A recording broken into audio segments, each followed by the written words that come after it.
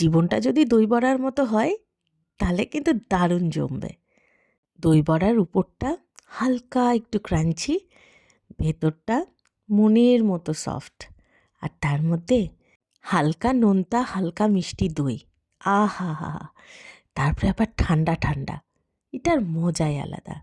জীবনে যেমন টক ঝাল মিষ্টি এই স্বাদগুলো সবগুলো ছাড়া চলে না, তেমন দই বড়াও সেরকম।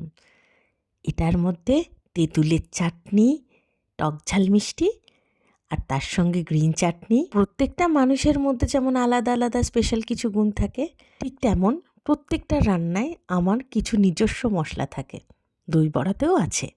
দই বড়ায় যেমন ঝুড়ি ভাজা ছাড়া অসম্পূর্ণ, সেমন প্রত্যেকটা মানুষের জীবনে বাইরের কিছু মানুষ যদি নিমকি, ঝুড়ি ভাজা, পেঁয়াজি না করে, তাহলে তো জীবনটা অসম্পূর্ণ হয়ে যাবে।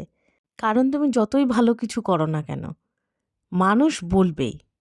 আর এটা যদি তুমি হাসি মুখে মেনে নাও, যেমন সব কটা মশলার মতো একটা কম পড়লে টেস্টের ডিফারেন্স হয়ে যায়, জীবনটাও ঠিক সেরকম। এদের পরে কিন্তু রাগ করো না, সব সময় থ্যাংক ইউ বলো।